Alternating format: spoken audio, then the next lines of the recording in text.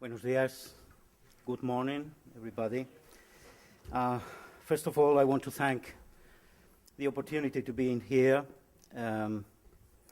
Timmy and Kat, thank you very much for bringing me here and to giving me the wonderful opportunity to share with you, after so many rivers and so much food, something different, which are gardens. Gardens are my professional occupation and one of my passions. One thing I want to say first is that I will summarize in here, so please refer to the written version of my paper if you want some more details. The title of my paper is a question: can gardens teach us how to better use water? My obvious answer will come at the end of my presentation, because I want to show you why we should answer this question the way I will. I'll focus here in the use of water as an ornament, just for pleasure, water to watch, water to listen to, water to play with, water to refresh the spirit, so to speak. I'll present two case studies: Versailles, one of the most striking and bold works of art of all times, and the ensemble of small patios of the Muslim palaces in the south of Spain. Both represent different physical settlements, climates, cultures, and ways of life. They also mean two different ways of using political power to create a more enjoyable life, which includes using water for pleasure. I'll finish with a couple of contemporary examples, which hopefully will show some of the trends that landscape architecture follows in recent times. Let's start with Versailles. King Louis XIV of France transformed his hunting lodge in the hamlet of Versailles, near Paris, into the seat of his court. Prior to this, the place was mainly marshland and had to be drained and replenished with new earth transported by carts and wheelbarrows. That was done by the French army, and at a certain time, no less than 36,000 people worked there. The gardens were designed by Lenôtre along a single axis, which provides a 2.5 miles perspective from the palace. The Great Channel, or Grand Canal, is part of that axis and is a great cruciform piece more than a mile long, used as a sort of domestic sea. When the king died in 1715, there were in the gardens more than 2,000 water pieces. When put to show at the same time, they consumed around 12,000 cubic meters of water per day, which was more than the nearby city of Paris used daily at that time. From 1661, when the works began, an amazing number of artificial lakes, underground and elevated reservoirs, water mills, water wheels, channels, and aqueducts was created to supply water to the gardens. The Grand Canal was finished in 1678, which was the year when the court moved to Versailles.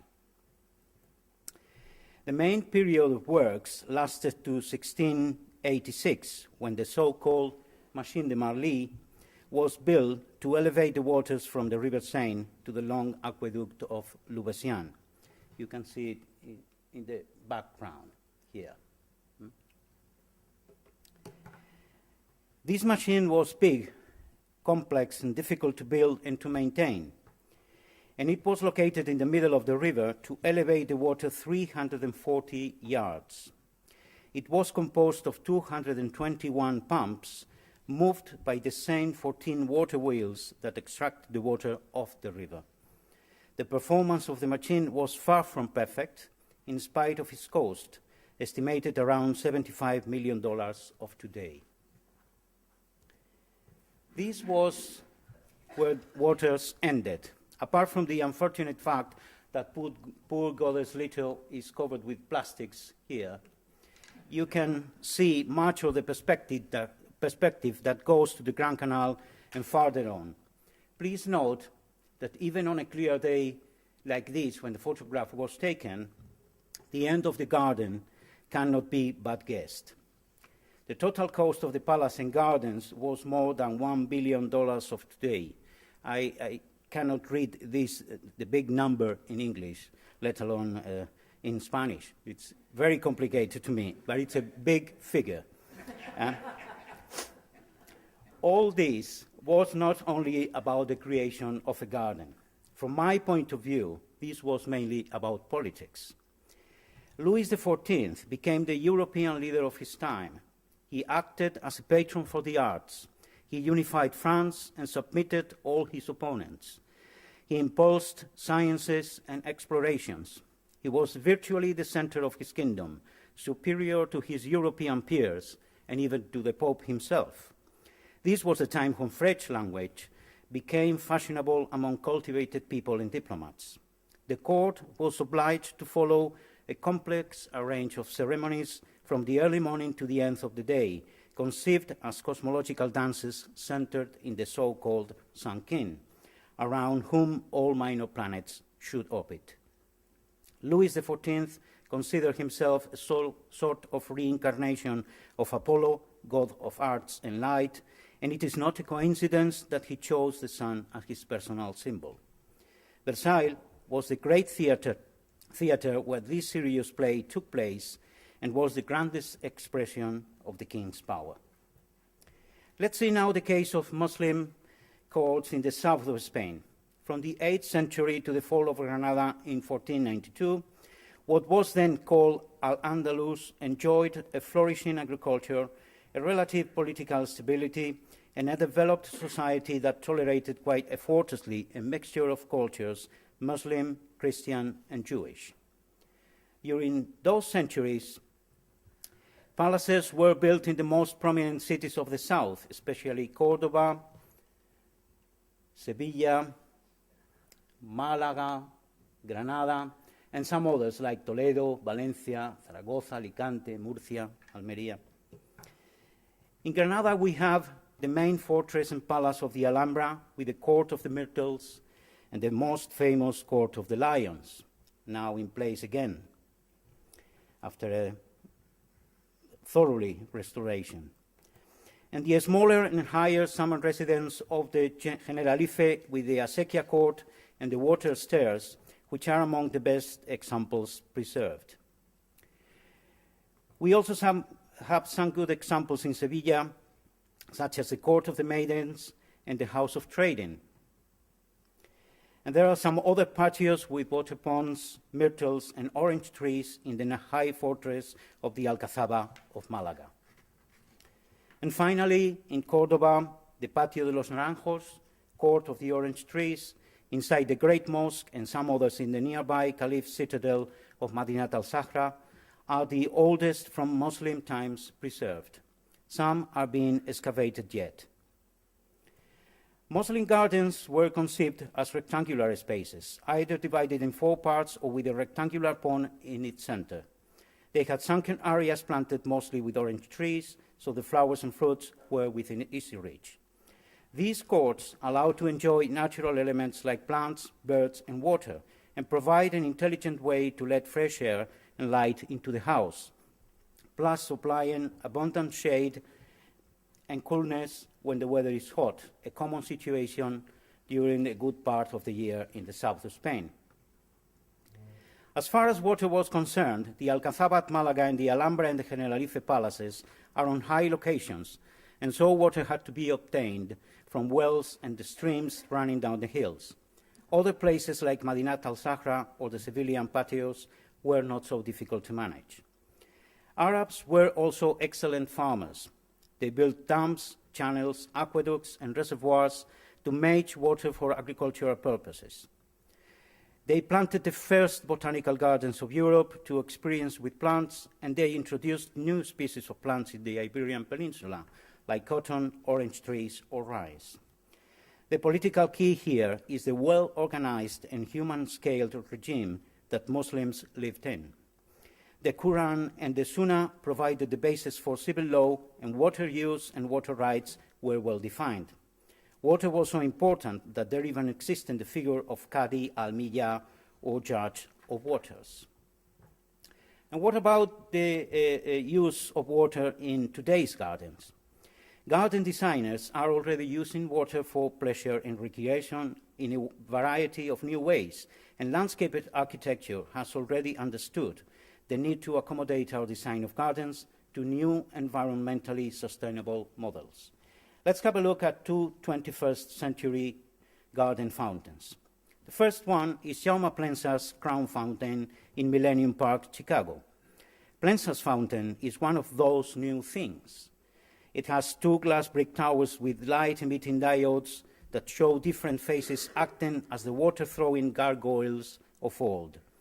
Instead of a basin, there is a large granite surface which allows for the formation of a shallow film of water on which daring children and grown-ups try barefooted skating. The fountain creates and promotes activity around. What people see there is a contemporary water fountain used as an ironic and cybernetic updating of the old Renaissance and Baroque models. This complex fountain is an attraction to watch, but it also offers possibilities of play, and all is done with very little water. My second example is Princess Diana Memorial Fountain in Hyde Park, London, created by Catherine Gustafson and Neil Porter.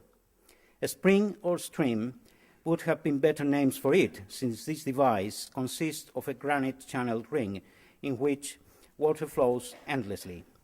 One can stroll around or sit and chat while feeling near the refreshing water and while listening to it gargling down the channel.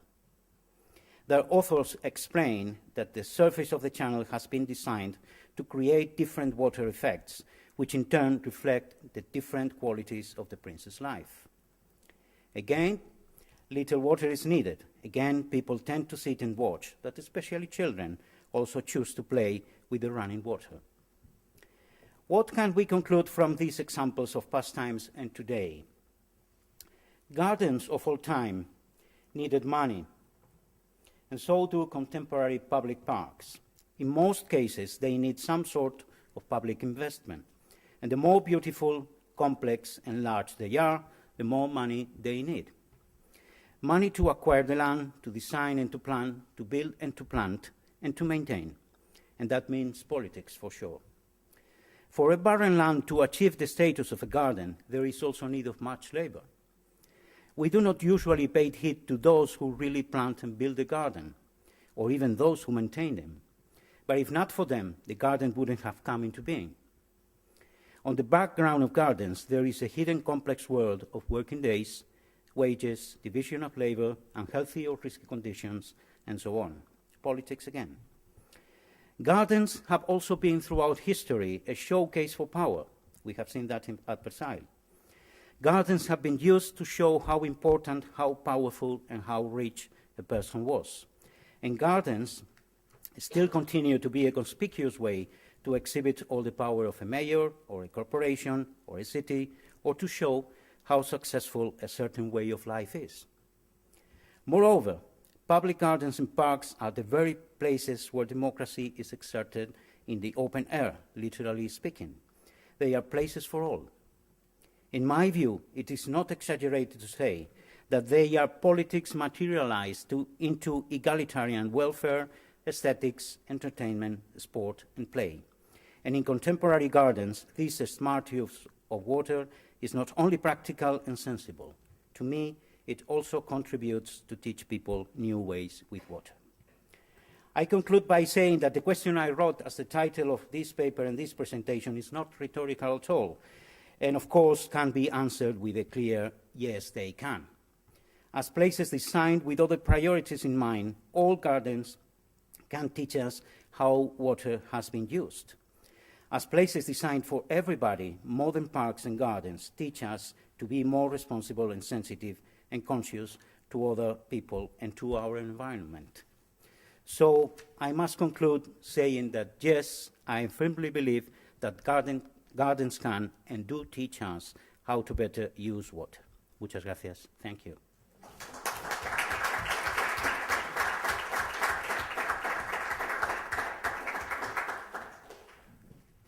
Initially, I would like to thank the organizer of this conference for their efforts and giving me the opportunity to be here today. And also the speakers for very interesting speeches.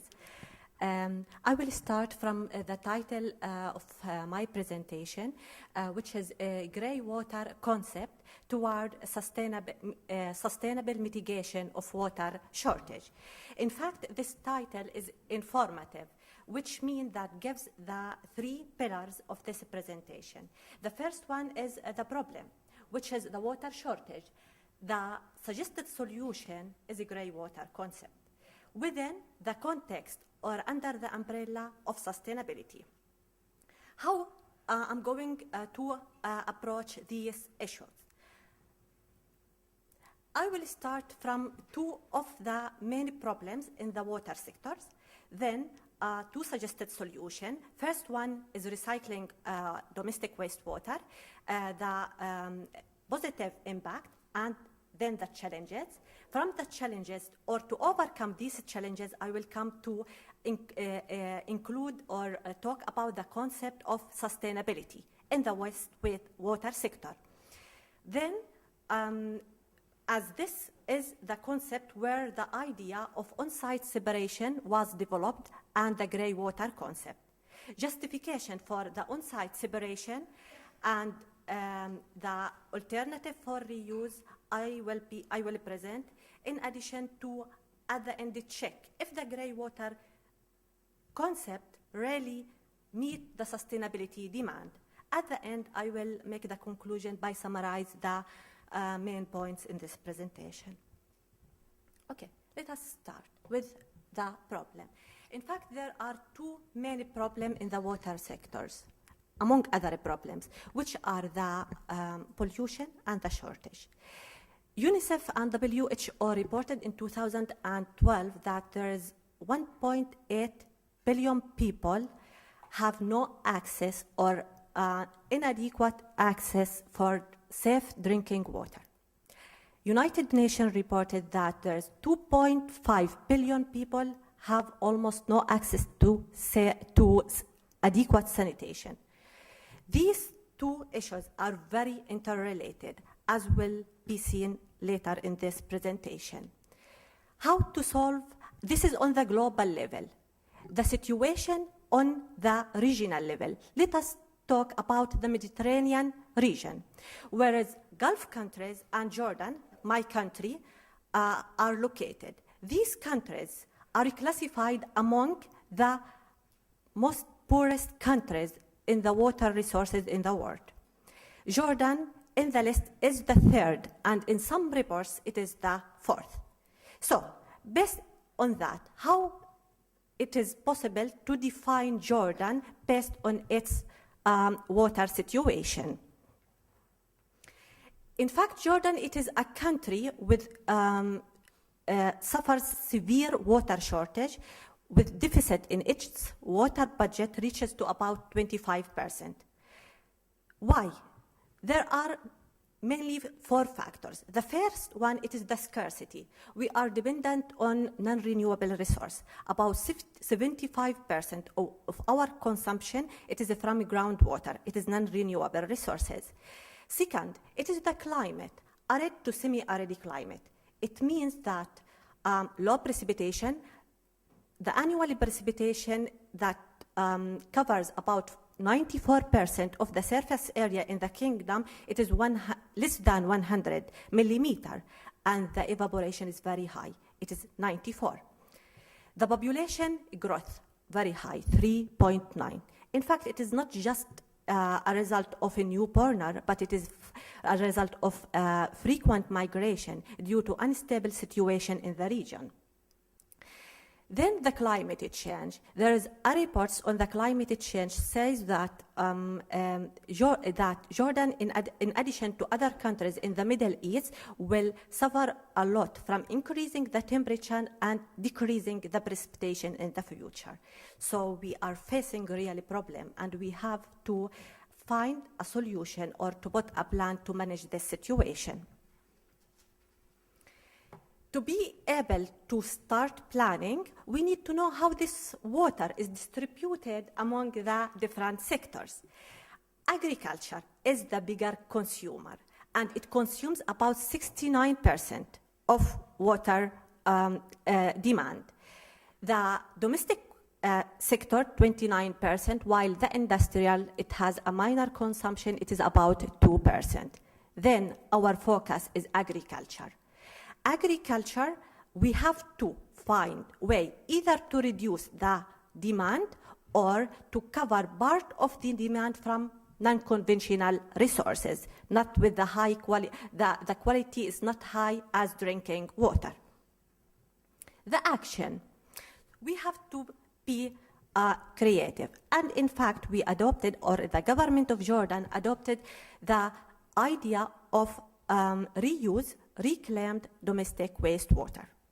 What domestic wastewater means? It is the water result of the cleaning activity, household cleaning activities in the residential, commercial places. The result of applying this concept, the positive result that deficit reduction in the deficit of the water budget by 6%. But unfortunately, that creates another challenges. The main challenges are economical and environmental. The economical, it is the high treatment the cost.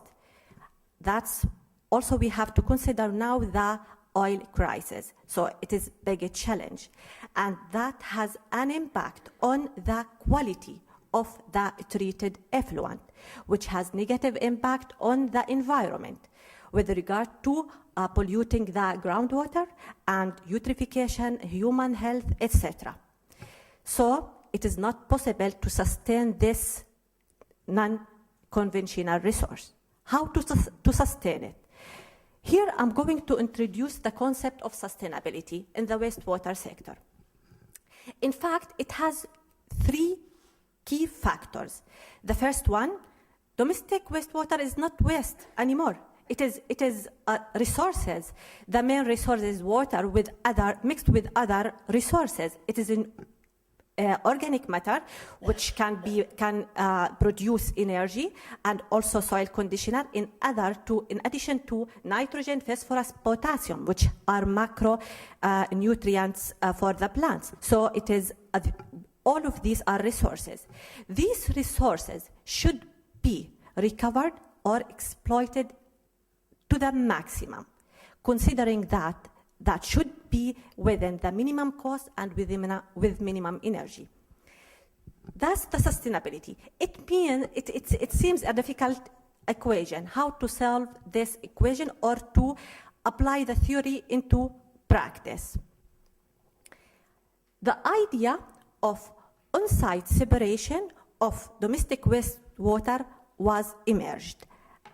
This idea calls for separation domestic wastewater into two streams, gray water and black water. Black water, it is toilet wastewater, sometimes kitchen wastewater is included as well. That's based on the quality. And the gray water, it is the rest. It is water from shower, laundry, wash basin, or other cleaning activity inside the place. The justification for this separation, it is the quality and the quantity characteristics of a gray water or the black water. In fact, it was found that 30 to 50% of the domestic wastewater, it is from toilet stream just. And most of the time, 70% it is gray water. About the quality characteristics, black water, which is the smallest amount, it has most of the constituent of domestic water. It has 60% of the organic matter measured as COD, the nitrogen 90%, phosphorus 90%, potassium about 75%, and most of the pathogens. The rest is in gray water. That's mean we have now two streams. One very concentrated with a small amount, it is black water, and the other diluted stream, which is gray water. The first one, as it has, which is black, as it has nutrients, it considered belongs to the food cycle. And gray water, whereas the water is the main, it is considered belong to the water cycle. In fact, this helps to apply different type of treatment technology, even to apply low-cost treatment technology and produce better effluent quality. That opens the door for different reuse options. We don't need to limit ourselves just to irrigation. It is possible now with on-site separation and the treatment to reuse it for toilet flushing, for laundry, for washing cars, and any other option can come to the mind. So, now, this is the concept in general, but we need to check if this concept meets the sustainability demand. We already be able to reduce the cost, the treatment cost, and also enhance the quality of the effluent. So it is almost, or we are managing with the economical and environmental challenges. At the same time, it is possible if this water, gray water, is reused on site to reduce the domestic consumption of water by 30 to 50%. Which means that we are on the right track. We are meeting the gray water concept is meeting the sustainability demand. So let me now make a summary to match between the content and the title, which is the conclusion. Water shortage and pollution, in fact, very interrelated problems and should be discussed together or seen within one context. Second, domestic wastewater, good solution, but it is not sustainable one. Gray water concept, it seems, has promising potential and should be taken into consideration when we are planning or talking about the water pollution and water shortage. Thank you.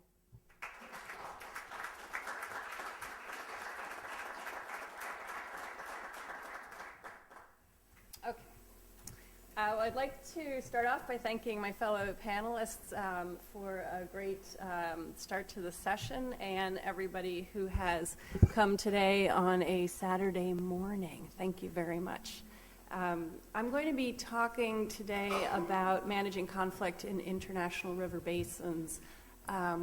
And in the context of this panel session, I'd like you to think about the conflict in terms of the multiple uses that we're talking about, whether those uses be, for example, choosing to use water for gardens or in increasingly sustainable or maybe sometimes less sustainable ways, or also for some other potential uses. And I'm going to try to do something different for myself. I'm going to try to take a page out of some of my colleagues' book and tell 3 stories today as a way of trying to illustrate my key points. So the first story I want to tell is about something that happened this week. So when I came home from work on Tuesday evening, my home sounded differently. So I live in a typical rural Vermont farmhouse. I usually hear the sound of my neighbor's roosters. I occasionally hear my other neighbor shooting targets. I hear cars going by, and if I listen very faintly, I can hear the trickle of the very small stream on the edge of the property. But when I came home from work on Tuesday, I heard the sound of absolutely rushing water. So during the course of Tuesday, that tiny trickle of a stream on the edge of the property had transformed itself and was now flowing through a forked course. Instead of just meandering around the edge of the property, it had now also begun flowing through a channel that it had first cut during Tropical Storm Irene. So just over the course of this week, I've seen a dramatic change in this stream from a trickle to a muddy, rushing stream that now divides the property in two. This morning, I checked on the stream again, and for now, it appears to be settling into its newly braided form, and I have an island on the property. So the kind of change that I heard Tuesday evening and observed this morning is characteristic of river systems in general. And it's a reminder that in time and with water, everything changes, as Leonardo da Vinci wrote. And this idea of change is one of the currents that is running through our conference. It's one of the issues that our panel looks at in the context of multiple and changing uses of water, and it's one of the areas that my research focuses on.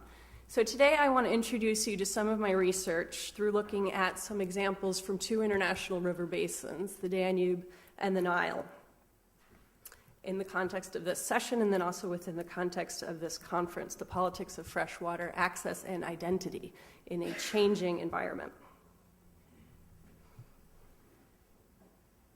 And water is life. I love this picture. This is from the Ethiopian Ministry of Water and Energy. Okay, so the questions that I'm going to be talking about are, how do institutional arrangements for governing international rivers facilitate adjustment to some of these kinds of change that I was talking about, and what are some of the barriers for change in the context of managing conflicts over different visions of how to use rivers? And also, how do we think about adaptive governance in practical ways? So I'm going to get to that. But first of all, back to change. And as much as change is appreciated as an intrinsic part of water systems, I want to emphasize how much of a thorny problem this remains for those who are interested in cooperating in the management of international rivers. And to illustrate, I'm going to talk about a story about cooperation in the Nile. But as I tell you the story, I want to ask you to remember a comment that Bill Cosgrove made on our opening session, or it was the conversation after the opening session on Thursday evening, where he spoke about some of the water decisions that he had been involved with, and he said that he was wrong. Looking back in hindsight, he felt that he had made some mistakes in those decisions. And that the future will also prove that some of the work that we are involved in, some of the advice that we give, and some water management decisions that are made today with the best intentions, using the best available knowledge, will also be wrong. And the future will show that to have been the case. Oops. Okay. So first I wanted to describe the Nile River Basin. It is I might take a moment to just show the really interesting course of this river. So there are two major sections to it. The first, which starts with the headwaters here around Lake Victoria, and the White Nile flowing out of Lake Victoria through now South Sudan and the Sud region, where actually about half of all of the water that enters that region is lost to evapotranspiration. Okay. And then the White Nile continues flowing to Khartoum, where it meets the Blue Nile, which forms here in the Ethiopian highlands, and which comes down through dramatic mountains to meet the White Nile in Khartoum. We then have the Nile winding through some ancient lava fields towards Aswan here, and then up to the Mediterranean and the Nile Delta. Now, it's an interesting river also because you talk about downstream being up, because the river flows from south to north, making it an unusual river. The uses in the Nile River Basin have changed a lot over time. We have some of our earliest evidence of development of water works in the Nile River Basin with the development of canals for irrigation of crops around 3400 BC.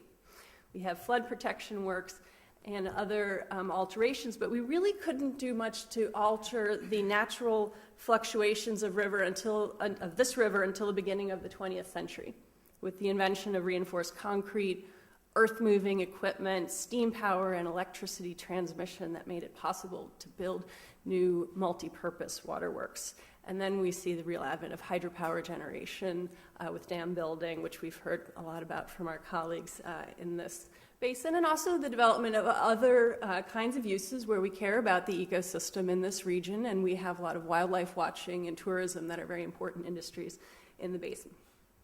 So I last visited the basin about 5 years ago.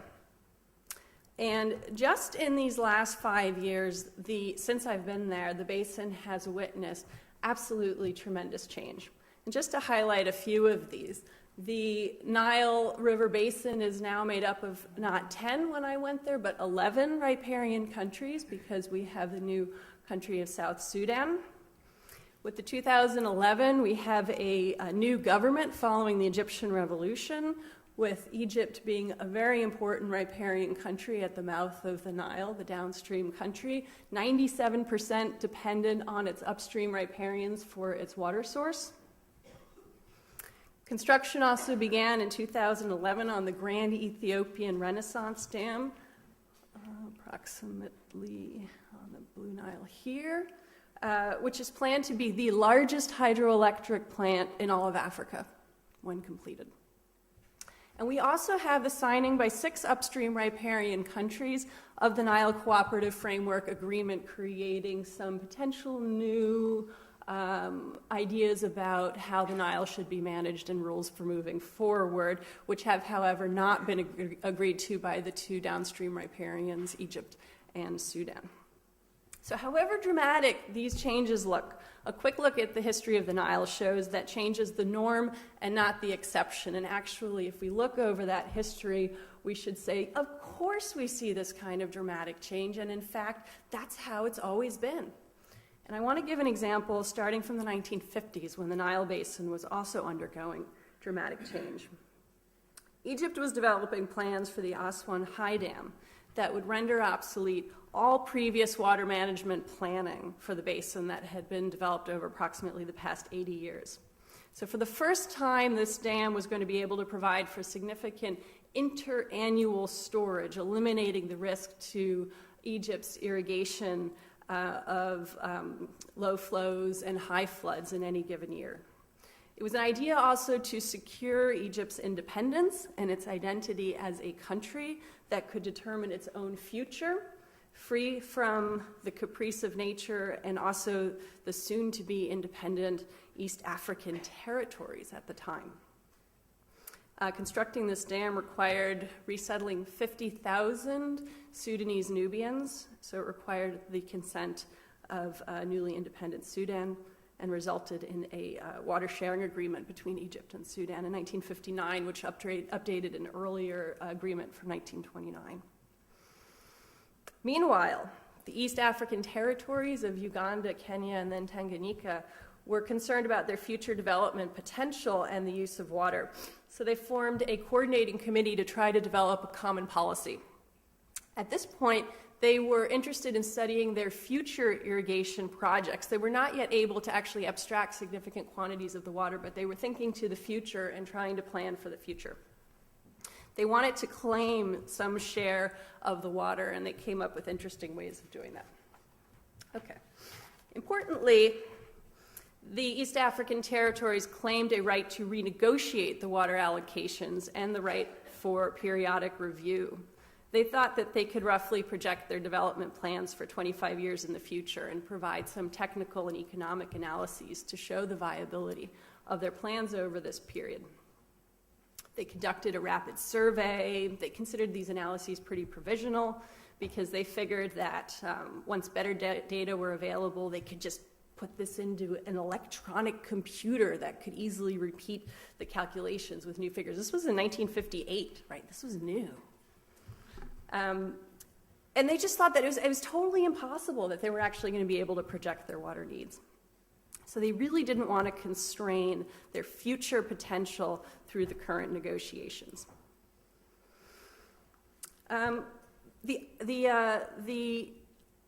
The downstream countries, on the other hand, were not at all interested in this kind of approach. They really wanted a firm figure that they could use in order to plan their own development of water. And these analyses had been developed now a whole 5 years ago, and just within that 5 years identified some of the changes that had rendered them completely obsolete by this point. And I can talk about those later afterwards since I'm running short on time. But I just want to point out that the inability to provide for institutional arrangements that could adapt to changing circumstances was a main reason that these negotiations went nowhere. And returning to today, they continue to be recognized as one of the biggest barriers to negotiations on the Cooperative Framework Agreement in the Nile. So first takeaway point is change happens, and we need to design institutional arrangements for cooperation to accommodate it. There's a large, we have the Hyaswan Dam. Okay. There's a large and multidisciplinary literature on adaptive governance that comes up with all kinds of recommendations about ways to go about trying to design institutions for these different ways. And we've heard a lot about them at this conference already. So there are recommendations, for example, using the watershed as the geographic scope for cooperation so that you consider all relevant parts of the hydrologic system. We talk about focusing on a broad range of issues to highlight difficult trade-offs among alternative policy options. We talk about including participation from many different kinds of stakeholders, not only countries. And we talk about this idea about contingent agreement and review periods like the East African territories we're looking at. But we haven't done a very good job of comparing these recommendations to examples from international river basins. So the second takeaway is that we don't really know much about how to implement ideas for adaptive governance in practice, right? A big red flag right there on one hand, like this is hard to do, but also a green flag, this is a great opportunity for research. So I started looking at the history of the Nile and the Danube. And they seem like very different kinds of rivers, but in some ways it makes great sense to look at them together. And I just want to start telling a little bit of a story about the Danube, and we'll see when I run out of time, you will let me know, and I'll just cut it off there, and we continue the conversation and discussion, if you like. But the Danube is the most international river basin in the world. It covers about 10% of continental Europe. There are 19 countries in the watershed. I like this map because it shows the territories of the countries color-coded through which the Danube runs, and I hope you will excuse me that Serbia and Montenegro are still considered one country on it. Now, the uses of the Danube have also changed incredibly over time. We have early hydraulic works dating back to the Roman Empire, but the first river infrastructure really developed for flood control and then increasingly for navigation.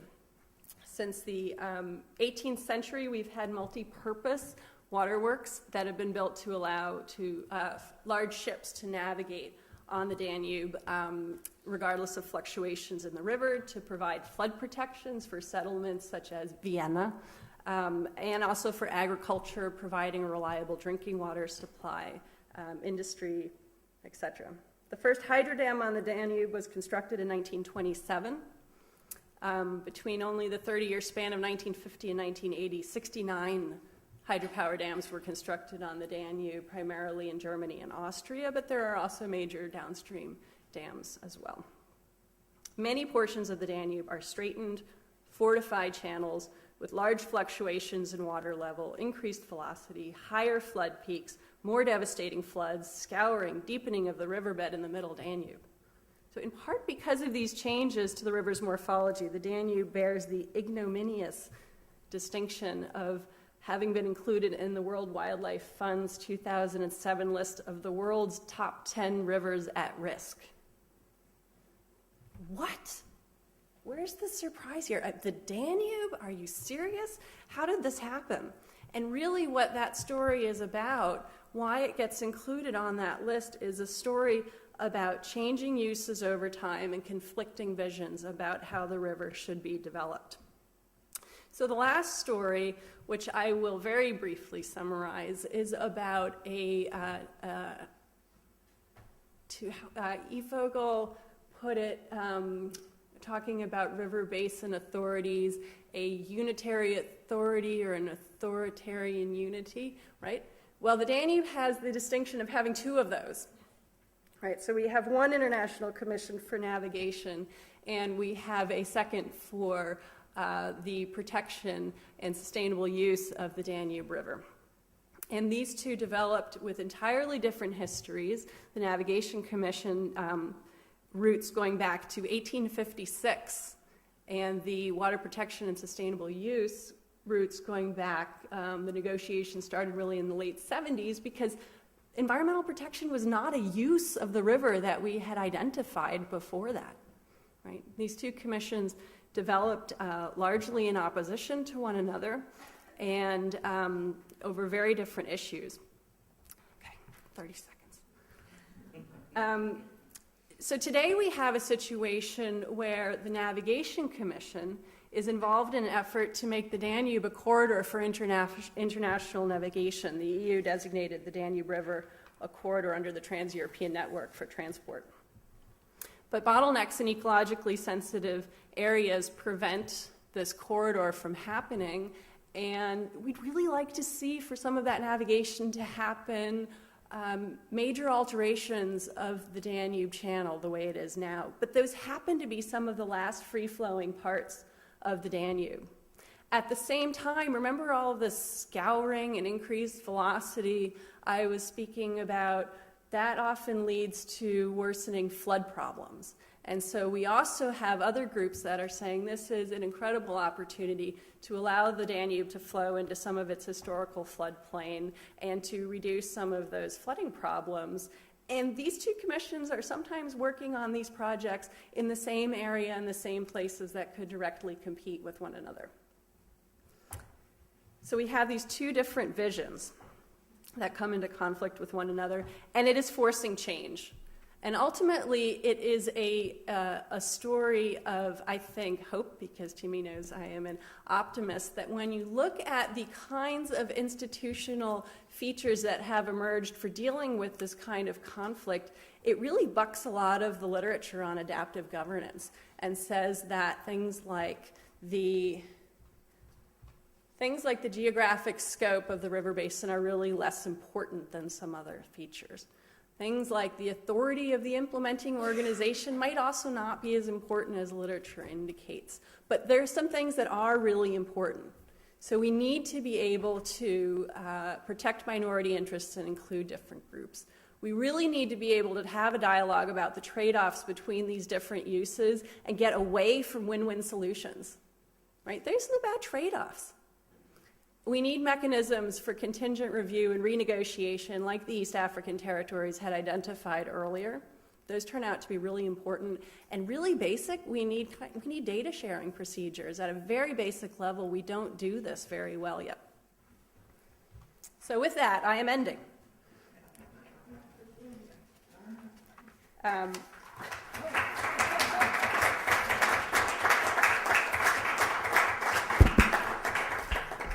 Thank you all. I think in pursuing the earlier method and also in keeping with the idea that our technology inevitably disciplines us, I was going to have our speakers come up here because we're trying to record and stream what we're doing. So this way we got a fixed point microphone. So we move people instead of microphones nowadays, indicating who's in charge. Anyway. So I was going to take questions here for about half hour, time permitting. I'll give a 2-minute wrap-up. The time permitting is a little tricky. But anyway, questions from audience about 3 papers, multiple uses of water, multiple solutions. Yes? My question is for, I guess from Jordan. Could you talk more about the implementation of recovery of gray water and how it can be financed and to what extent extent, like individual households would need to actively manage the reclamation. I think I'm done.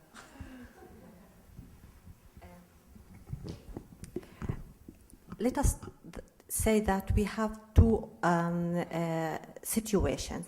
First, in urban areas and rural areas. Urban areas are already covered by sewer system. So it will not be easy to apply this concept now. But in the future, when there is, of course, every 70 years, you need to, the sewer system, it needs maintenance and many other things. So maybe on the long term, it can be applied in Jordan on the long term. But in the rural areas, basically they dependent on septic tanks. So it is on-site disposal of domestic wastewater. And the good things that they already separated since 10 or 15 years their domestic wastewater into two streams. In fact, it is not like this definition. They mainly separate kitchen wastewater because they believe from Islamic point of view that you should not combine the residual of food with toilet wastewater. So you have to separate it. And they already separate it and use it for irrigation of their backyard, for irrigating olive, and even they generating income from this. This is on the rural situation. Now, if we want to expand or have a city, it is not already have sewer system. It is possible to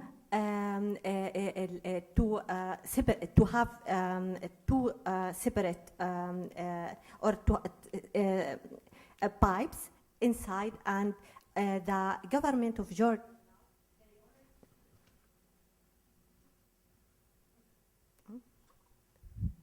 Yeah, the government of Jordan is already now issued a code for building to separate this domestic wastewater into two streams, so it will be obligatory in the future. There is, in fact, weakness in the part or the studies on the part of financial and economical factors. There is a lot of work needs to be carried in this area, but preliminary feasibility study shows that in the rural area it is feasible, and for the new building it is feasible to apply this system, but in already established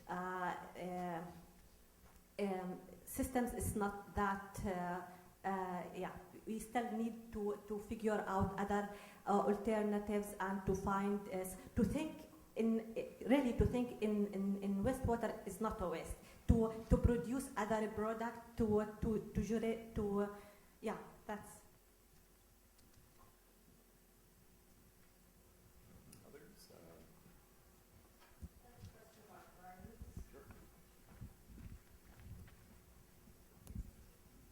So you mentioned some combination of pleasure and cultivation with the orange trees and the jasmine. That seems sort of cultivation as part of the pleasure. Have you looked at examples of gardens where there's more emphasis on production as well as the pleasure, where there's a greater production component? Yeah, or then, either way. It's a very interesting question because history of gardens is history of cultivation for food, mainly. And even the word garden comes from the Proto-Indian, European, or whatever, heart, something like that, which gives hortus in Latin, and jardin, and jardin, and garden in European languages. So food and pleasure are very related. We tend to separate now in present-day public gardens trees producing food, for instance, because it's very inconvenient to maintain. I mean, they are, to the garden standards of today, a bit dirty. They have to be pruned every year. They have to be, the fruit have to be collected every year, and so on. But there are some examples of that. I can remember now of a garden in Paris, which is called Albert Kahn Gardens, which has several different areas. And one of those is with, in a very French style, 18th century style, with all the fruit trees, guided to form some sort of hedge, so to speak, and with the fruit there for the people to see and perhaps to get into consumed.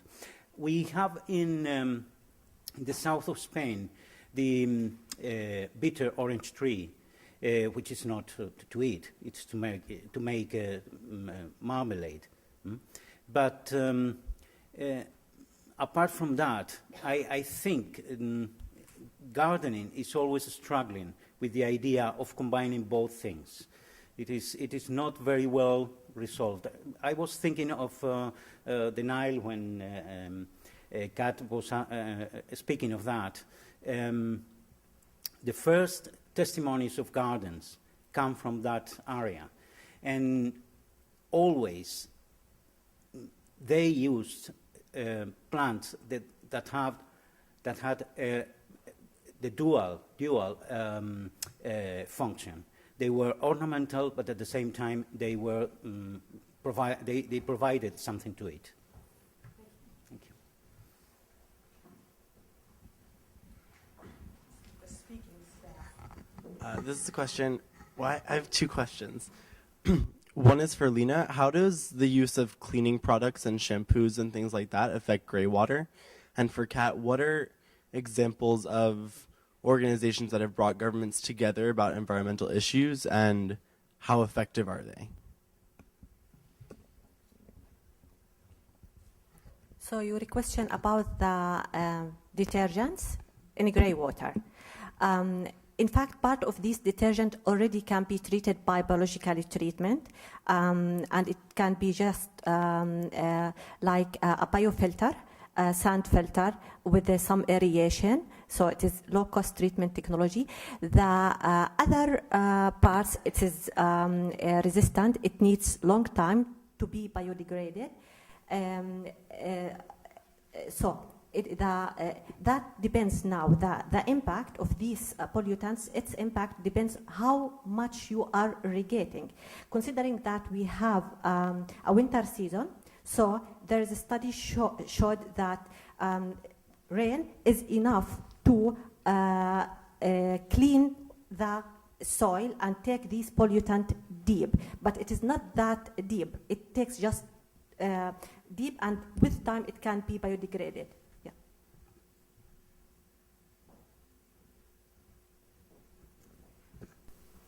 I don't want to give the impression that any of these institutions I've discussed haven't been effective in certain ways that you could look at. Remember my big red flag, this is hard to do. So if you, depending on how you chose to evaluate the success of these organizations, there are so many ways in which they have, and I had the opportunity to speak with a lot of people involved in water management in both of these basins who could not underestimate the value of the relationships that they had built through these conversations they had had.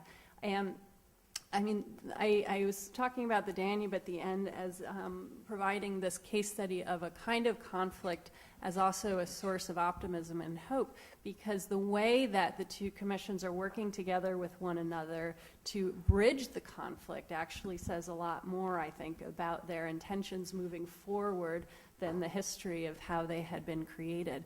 And there is just a multiplicity of forums that have developed in the Danube River Basin that do bring governments together also with unofficials, people who participate in an expert capacity but not necessarily as a governmental delegate, to participate in these conversations. And we have parallel forums through European parliamentarians that can be in some ways more inclusive than the international commissions, which only have countries as member countries at the moment, so they can also include subnational governments. We have forums that bring in international non-governmental organizations, countries from outside of the Danube Basin to participate also because they have significant interests in the basin, such as Turkey, which is littoral to the Black Sea, and France, which also has a major interest in the Danube now through its connection with the Rhine and the shipping interests there. So there are many ways in which these forums have been very effective at doing some of the things I discussed a little bit about identifying these trade-offs. Now, I get a little bit nervous that I'm ending up, and I keep thinking about Eve Vogel's table yesterday. It's like imprinted somehow in my brain from yesterday, about these ad hoc forums, and I feel very uncomfortable about that. And I guess I want to emphasize that the part of the key to these multiplicity of forums having been effective is that they have been explicitly linked to official decision-making procedures, even when they include unofficials. So I wouldn't characterize them as ad hoc. Hi. Hello? Yes. Oh, sorry. I didn't see you there. Sorry. Okay. This is for Kat as well. In the Nile case, where the flow and sort of the pollution culpability seems quite linear, how do downstream stakeholders, especially Egypt, incentivize negotiation and collaboration with upstream stakeholders? Is it mostly through political and militaristic threats, or is there environmental incentive to cooperate as an upstream stakeholder? Kind of an all of the above approach. So I believe the question was about, given that Egypt and Sudan are at the downstream end of the Nile River Basin, what incentive is there for the upstream countries to negotiate with them? Why don't the upstream countries just do whatever they want? Yeah. Yeah. And I mean, pretty much for any river system, you can think about this. We have certain upstream countries, middle stream countries, downstream countries, and often we have countries that share multiple international river basins and may find themselves an upstream riparian in one basin and a downstream riparian in another basin. In the Nile River Basin, some of the ways there have been a history of threats. It seems to be historically largely aimed for domestic audiences more than international audiences. When you speak with people involved in the negotiations in the Nile Basin, they talk a lot more about the cooperation that happens actually at the table, whereas these kind of belligerent threats happen much more through the media and are sensationalized, but that doesn't trivialize them. There are a lot of environmental programs that are occurring through the Nile Basin Initiative, for example, where there's a lot of technical and information sharing that's been going on since 1999. And there are bilateral cooperative projects that Egypt works on with the upstream countries. But there are also limits to that. And so Ethiopia has been interested in pursuing hydropower development and has not gotten an okay from the downstream countries and is proceeding unilaterally with the financing of the Grand Renaissance Dam I mentioned with external funding. So they are taking that action somewhat independently, but are now sharing information also with the downstream countries. Now, the situation's a little bit different in the Danube. What are some of the reasons why we see cooperation there? Currently, there's an easy explanation, kind of, to say that the European Union member countries are obligated under the Water Framework Directive to cooperate with the countries outside of the European Union when they share an international river basin. And all of the other Danube countries who are outside of the European Union have agreed to participate and abide by the Water Framework Directive to the best of their ability. But that's fairly new in the environmental and management history of the Danube River. There have always been a lot of cultural connections between the river, and there have been also some strong environmental movements in the Danube Basin that have had a major impact in regime change. For example, in Hungary, where we have green parties that have been very dominant in the politics there historically and have been able to sway politics in an environmental direction. I think I ignored him, so let me give him the next shot here, then back to you.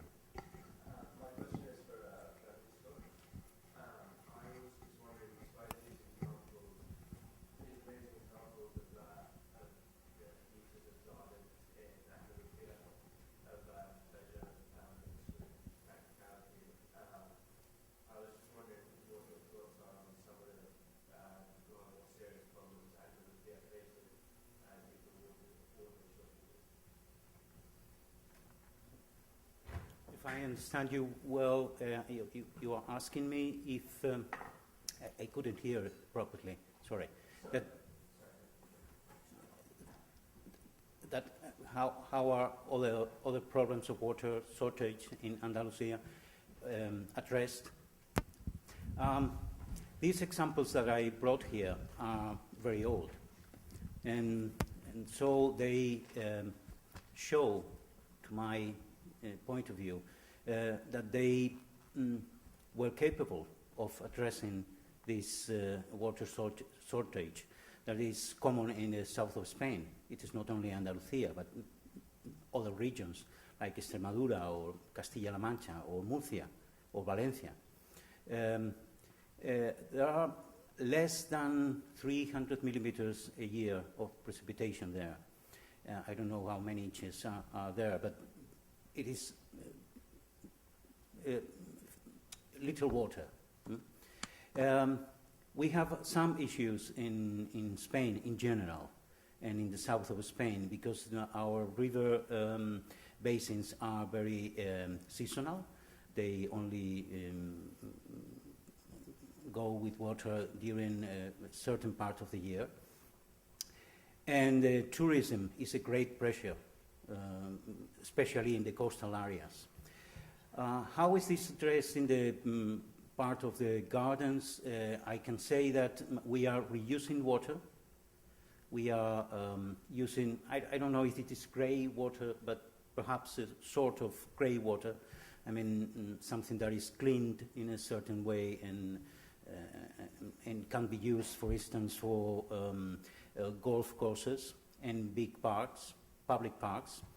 But there are some issues there that cannot be addressed easily. For instance, inside the city, you have to have two different pipes system for both kinds of water. And that means much more money that people are ready to spend. So I don't really know. Some things we are doing in gardens in south of Spain and coastal areas is to abandon the old idea of green, English green, which is very beautiful. It gives the impression of freshness and all that. People can lie on the greens and all that, but at the same time they are very impractical and they waste. They really waste much water. So we are abandoning that and we are using more water-resistant plants and cactuses and things like that. Palms are widely used now instead of more northern trees that need much more water. I don't know if I have answered your question, but this is more or less what is being done in the south of Spain, and really in the whole of Spain as well. Thank you. I ignored you, so now you're up. Okay. My question's for Kat. I was wondering how you thought the political boundaries, the nation-state boundaries in the Nile River Basin sort of affects the ability of the region to develop this adaptive governance network, and then whether or not that's also an issue with the Danube.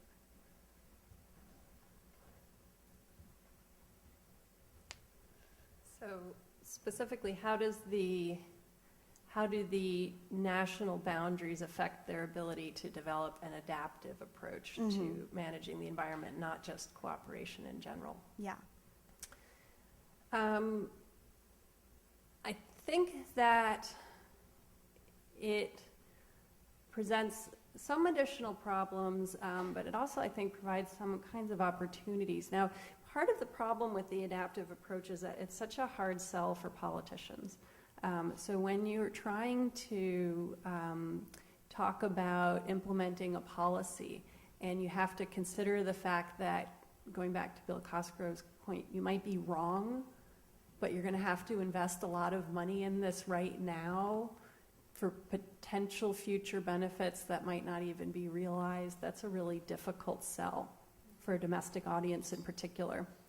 Now, in some ways, when you can put this in the context of really difficult international relations, some of those political difficulties about that palatability may not be quite as important. So in some ways, the environment in both the Danube and the Nile has been used as an opportunity to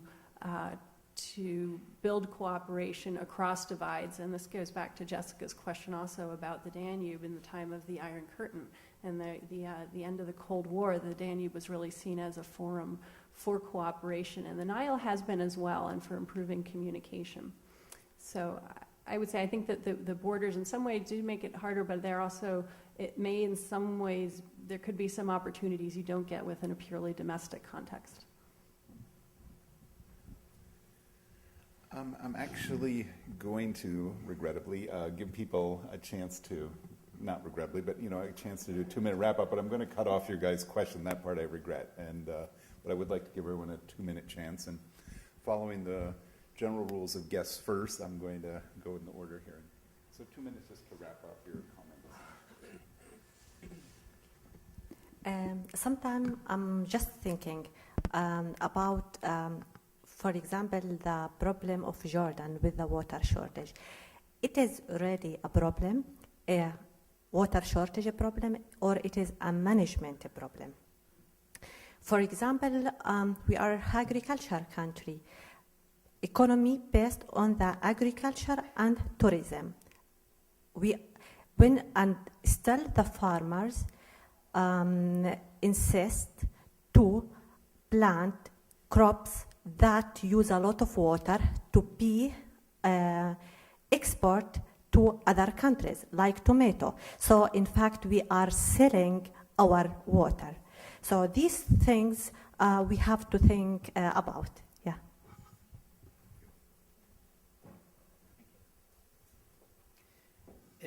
I would like to give an idea of what are dealing with when we are talking of gardens. Apart from the regional and national differences and the treatment of public spaces in urban areas, in towns and cities, I want to make the point that we are dealing with two different paradigms. We are dealing with private gardens on one side, and we are dealing with public gardens, parks on the other side. Private gardens are very well known among us. They are among the oldest gardens we know. But public gardens have a short-term life. They have been known for only a century and a half, 2 centuries at most. And so we are learning now how to deal with this public space in terms of everything. I mean use, I mean plants, I mean design, and I mean water. So we have to think more about this thing. within the paradigm of the public garden and parks in the cities. Thank you.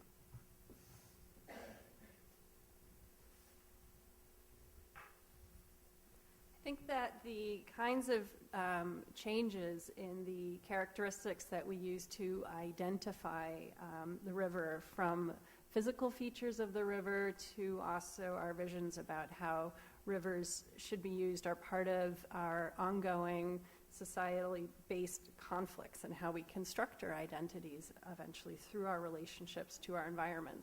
And I just want to emphasize that these really are the most common form of water conflict between the different kinds of uses, some of them that we've talked about, not the often sensationalized armed water wars. So I think that it's imperative to think through how we anticipate these kind of changes, these kind of conflicts. Brought up an incredible point in terms of exporting water and decisions that we make there. And I think that these are really opportunity for research moving forward for those who are excited by what you're hearing today.